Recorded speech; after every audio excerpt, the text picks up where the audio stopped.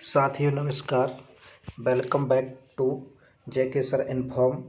साथियों आपके सामने हम एक बहुत ही कारगर वीडियो लेकर आए हैं जो आपके लिए सभी प्रकार की कंपटीशन एग्ज़ाम के लिए रामबाण सिद्ध होगा। और ऐसे ऐसे इसमें हम टॉपिक लेकर आए हैं जो किसी भी तरह की आप किसी भी स्टेट का एग्ज़ाम देंगे ये सभी के लिए कॉमन है। देखिए साथियों इसमें पढ़ते हैं। सबसे पहले है गंगा बचाओ आंदोलन। गंगा बचाओ आंदोलन देखिए यह एक अहिंसात्मक आंदोलन था और गंगा को स्वच्छ बनाने के लिए आरंभ किया गया था। गंगा बचाओ आंदोलन को गंगा सेवा अभियान पुणे में स्थित राष्ट्रीय महिला संगठन एवं अन्य संगठन द्वारा व्यापक समर्थन प्राप्त हुआ था।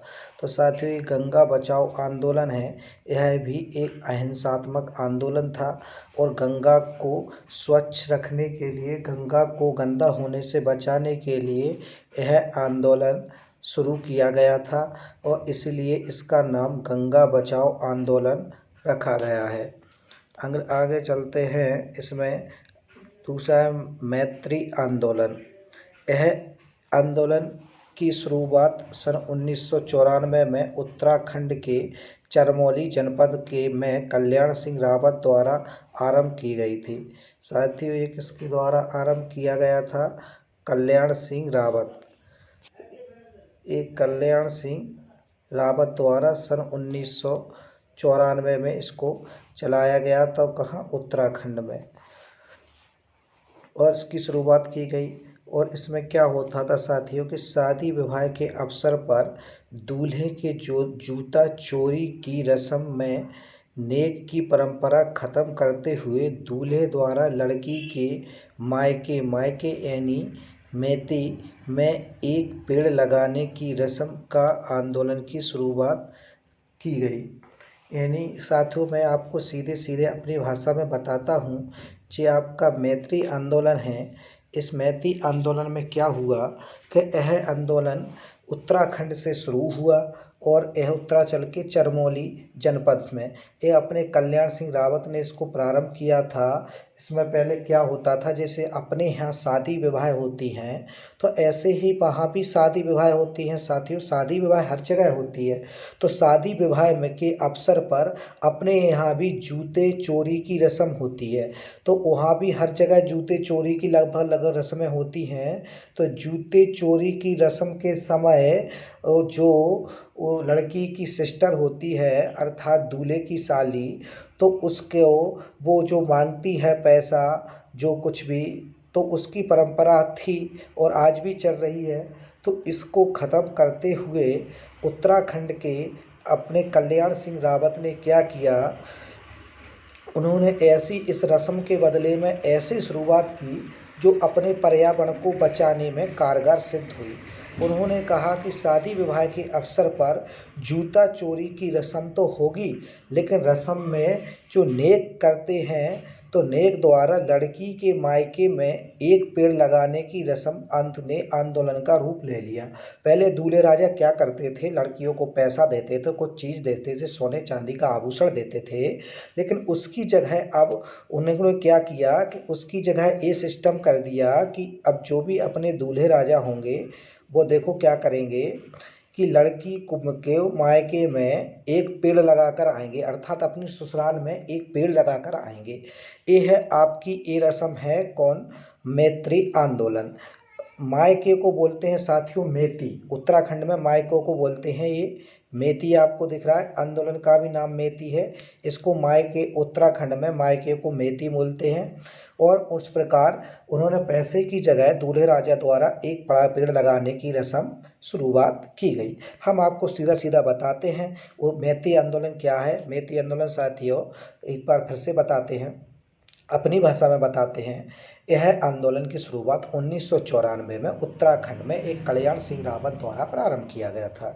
इसमें जो शादी में जूते दुकाने की रस्म होती है साली जी के द्वारा, तो उनको दूल्हे राजा कुछ भी नेक देते हैं तो उस नेग में पैसा ना देके, आभूषण ना देके ये कहा गया कि दूल्हे राजा अपनी ससुराल में एक पेड़ लगाकर आएंगे।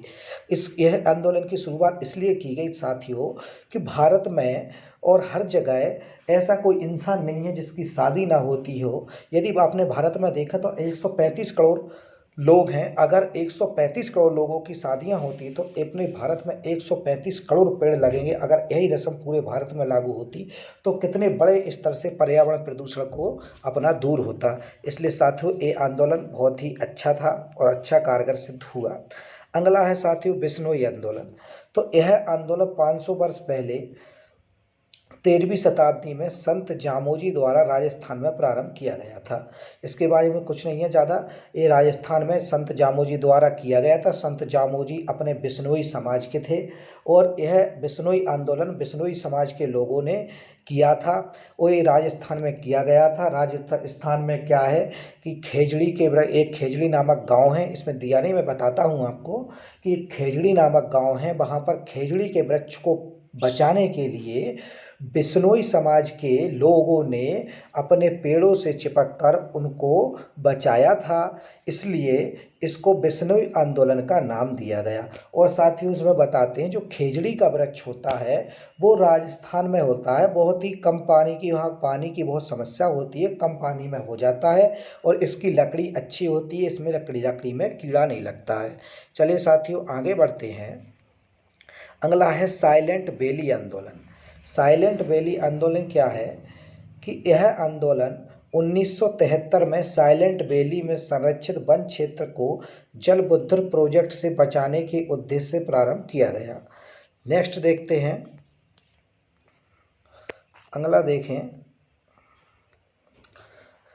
इस परियोजना वो साइलेंट वैली आंदोलन में इस परियोजना के द्वारा 1 लाख लोगों को विस्थापित होने एवं 37,000 हेक्टेयर भूमि के जलमग्न होने का खतरा था। इसमें 58% आदिवासी शामिल थे।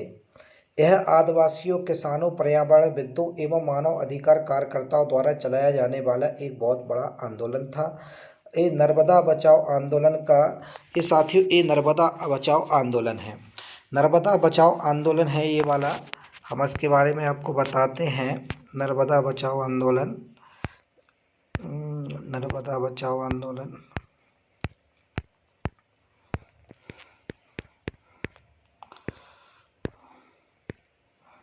नर्मदा बचाओ आंदोलन का जी ये है सर साथियों, नर्मदा बचाओ आंदोलन, इसका वो आगे का स्लाइड थी। ये है आपका नर्मदा बचाओ आंदोलन।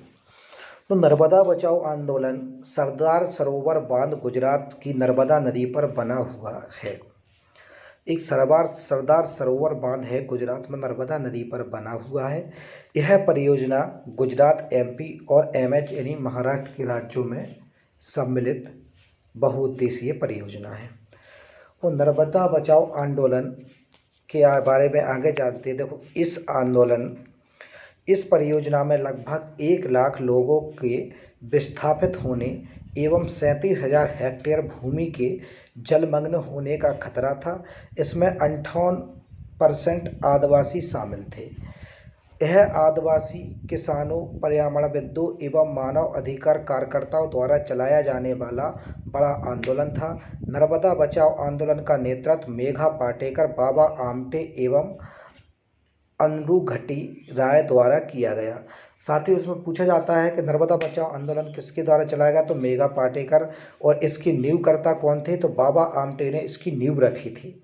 और दोनों में से अगर एक ऑप्शन है तो उसी को लगाएंगे। अब साथियों नाम से पता चलता है जैसे नर्मदा बचाओ आंदोलन, लेकिन इसका मेन उद्देश्य नर्मदा बचाने का नहीं था। इसमें क्या था कि इसमें आदिवासियों की भूमि अगर बांध बनता तो बांध का विरोध किया गया था। इसमें अगर बांध बनता तो 37,000 हेक्टेयर भूमि जलमग्न हो जाती और 58% आदिवासी भूखों मर जाते। इस प्रकार मेघा पाटेकर ने इसका विरोध किया और इसके विरोध में नर्मदा बचाओ आंदोलन की शुरुआत की। अगला है साथियों नर्मदा बचाओ आंदोलन। नर्मदा बचाओ आंदोलन, यह आंदोलन सर्वप्रथम 1980 में बिहार राज्य में प्रारंभ हुआ, तत्पश्चात झारखंड और उड़ीसा तक पहुंच गया। और आगे देखें, यह आंदोलन बिहार राज्य के सिंधु सिंह भूमि जनपद के आदिवासियों द्वारा तब चलाया गया जब सरकार ने प्राकृतिक जंगल को काटकर वहां पर कीमती सागौन के वृक्षों को लगाना प्रारंभ किया। अगला है नवदान्या आंदोलन। यह आंदोलन 1982 में वंदना शिवा, इनका पूरा नाम है वंदना अकेला लिखा है, वंदना शिवा एवं जैविक खेती को बढ़ावा देने के लिए किया गया। अगला आंदोलन है विकास के विकल्प। यह एक गैर सरकारी संगठन है। इसमें 1983 में अशोक घोसला ने स्थापित किया। इन्होंने जमीनी स्तर पर वित्तीय, सामाजिक, पर्यावरणीय स्थिरता के हेतु कार्य करना प्रारंभ किया। इसमें संपूर्ण भारत में 3 लाख से अधिक लोगों को रोजगार के अवसर उपलब्ध कराए गए। अगला है साथियों चिपको आंदोलन। चिपको आंदोलन 5F पर आधारित है, यानी चिपको आंदोलन 5F पर फूड, फूल, पावर और फाइबर। इसके बारे में देखो आगे पढ़े चलेगा। ये चिपको आंदोलन उत्तराखंड के चरमोली नामक गांव से चलाया गया था। इसका नेतृत्व सुंदरलाल बहुगुणा ने किया था और इन्होंने क्या किया था कि अपने पेड़ों से चिपक करके पेड़ों को बचाया था। और जो महिलाएं चिपकी थी इस पेड़ों पर, सबसे पहले महिला चिपकने वाली थी गौरा देवी। और इसमें क्या है कि वहाँ का एक राजा था, उसने जंगल को कटवाने का आदेश दिया था।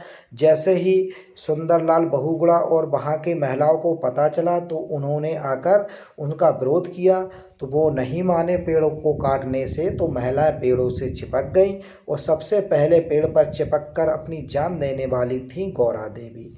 और इनका नेतृत्व किया था सुंदरलाल बहुगुणा ने। और महिलाओं ने इनसे चिपकते हुए एक नारा दिया था कि यह जंगल हमारा मायका है और हम इस प्रकार पेड़ों को नहीं कटने देंगे।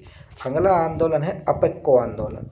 उत्तर का चिपको आंदोलन, दक्षिण के कर्नाटक राज्य में यह अपेक्को आंदोलन चलाया गया। इसको साथियों किसने चाहा था? पांडुरंग हेगड़े ने। कन्नड़ भाषा में अपेक्को शब्द का अर्थ होता है गले लगाना। यह आंदोलन सितंबर 1983 में कर्नाटक के उत्तर में पांडुरंग हेगड़े के नेतृत्व में सलकानी गांव से 5 किलोमीटर आगे चलकर काला से वन के वृक्षों से लिपट कर खड़े हो गए ताकि कटने से बचाया जा सके। यह आंदोलन पूरे जोश से लगातार 38 दिनों तक चला। अगला है नर्मदा बचाओ आंदोलन। हम आपको बता चुके हैं।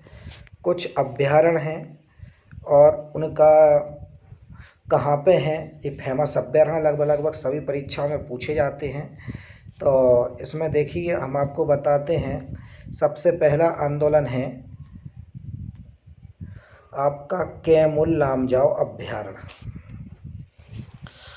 जी कुछ अभ्यारण्य हैं, कहाँ पे हैं और किन किन जानवरों के लिए संरक्षित हैं, इनमें कौन कौन से जानवर सेव हैं और कौन से जानवर अधिक मात्रा में पाए जाते हैं। सबसे फेमस है कैमूर लामजाओ अभ्यारण्य। यह मणिपुर में है। यह बहुत ही फेमस अभ्यारण्य है। यह पूरे भारत का और पूरे विश्व का मात्र एक तैरता हुआ अभ्यारण्य है, इसलिए इसको एक कैमूर लामजाओ अभ्यारण्य मणिपुर में है। इसमें हिरण, संगाय और हिरण ये प्रजातियां प्रचुर मात्रा में पाई जाती हैं। अगला है सागर अभ्यारण्य। यह केरल में है। इस सागर अभ्यारण्य में बाघ, हाथी, तेंदुआ, भालू आदि जानवर संरक्षित हैं प्रचुर मात्रा में। अगला है डंपा अभ्यारण्य। आपका ये डंपा अभ्यारण्य है, ये मिजोरम में है। हाथी, बाघ, तेंदुआ, लंगूर इसमें प्रचुर मात्रा में संरक्षित है। अगला है फाकेम अभ्यारण्य। यह नागालैंड में है। बाघ, भालू, तेंदुआ, हाथी इस अभ्यारण्य में प्रचुर मात्रा में है। अगला है महावीर अभ्यारण्य। ये गोवा में है। इसमें भी भालू, हाथी, तेंदुआ और अजगर प्रचुर मात्रा में पाया जाता है। अगला है दाची ग्राम अभ्यारण्य। ये जम्मू और कश्मीर में है। यहाँ पर हंगुल मृग पाया जाता है। ये बहुत ही स्पेशल मृग होता है। और काला भालू और शेरा, इसमें स्पेशल जानवर पाए जाते हैं। अगला है कान्हा अभ्यारण्य, इसको बोलते हैं कान्हा किसली अभ्यारण्य। ये मध्य प्रदेश में है और एमपी का मात्र एक यह पहला अभ्यारण्य है जो आपका टाइगर रिजर्व के रूप में घोषित किया गया था। एमपी का ही नहीं, यह पूरे भारत का एक पहला अभ्यारण्य है जो टाइगर रिजर्व के रूप में किया गया था। कान्हा किसली राष्ट्रीय उद्यान इसका नाम है। सही। अगला है पेरियार अभ्यारण्य, यह आपके केरल में है। इसमें सांबर, चीतल, हाथी और भैंसा आदि जानवर पाए जाते हैं। अगला मानस अभ्यारण्य, मानस देखिए और असम, मानस असम नाम से मैच खा रहा है, इसे याद रखें। ये मानस अभ्यारण्य है, असम में है। इसमें गैंडा, हाथी, जंगली भैंसा आदि पाए जाते हैं। अन्नामलाई अभ्यारण्य, देखिए अन्नामलाई नाम से पता चल रहा, अन्नामलाई तमिल भाषा का शब्द है, समझ जाओ तमिलनाडु में है। सिंह, पुष्प, बंदर, सांड आदि इसमें पाए जाते हैं। अगला है भितरकनिका अभ्यारण्य, ये आपका छत्तीसगढ़ के कटक में है। ये कटक है, ये भितरकनिका छत्तीसगढ़ के बिहार के कटक में है, छत्तीसगढ़ के नहीं है, बिहार के कटक में। यहाँ पर कंदुआ और घड़ियाल पाया जाता है। और जो भितरकनिका अभ्यारण्य है यह एक विशेष प्रकार के कछुआ के लिए फेमस है। इसमें एक विशेष प्रकार का कछुआ पाए जाते हैं, ये कछुआ घड़ियाल। अगला है चंद्रप्रभा अभ्यारण्य, यह चंदौली यूपी में बाघ, हिरण, भालू के लिए फेमस है। अगला है परकल अभ्यारण्य, यह वारंगल एपी यानी आंध्र प्रदेश में है। बाघ, तेंदुआ, चीतल के लिए फेमस है। अगला है पलामू अभ्यारण्य, यह अल्टांगड़ बिहार में है। यह बाघ, हाथी, चीता के लिए फेमस है। अगला है केलू मेरू पक्षी अभ्यारण्य, यह आंध्र प्रदेश में है। यह पेलिकन पक्षी और समुद्री पक्षी के लिए जाना जाता है। पेलिकन पक्षी यहाँ पर साल में कई बार आते जाते रहते हैं, यहाँ पर स्थायी नहीं रहते हैं। साथियों, आज के वीडियो को हम यहीं ख़त्म करते हैं। इसी प्रकार बढ़िया नोट्स, चमत्कारिक नोट्स और बढ़िया इम्पोर्टेंट नोट्स पढ़ने के लिए हमारे चैनल को लाइक करें, सब्सक्राइब करें और दोस्तों को शेयर करें। साथियों, हमारा लक्ष्य है कि आप सभी को सरकारी नौकरी मिले और ज्ञानवान हो, जिससे कि आज के समय में देख रहे हैं कि बहुत कंपटीशन है, फिर भी अगर आप इसी तरह डट के पढ़ते रहें तो वह दिन दूर नहीं कि आपसे आपकी सफलता दूर हो। इसलिए हम आपको नए नए कंटेंट लेकर आएंगे। आप हमारे चैनल को लाइक करें, सब्सक्राइब करें, दोस्तों को शेयर करें और बेल आइकन ज़रूर दबाएं, जिससे जो भी वीडियो हम नए डालें सबसे पहले आप तक पहुँचे। साथियों, धन्यवाद। जय हिंद, जय भारत।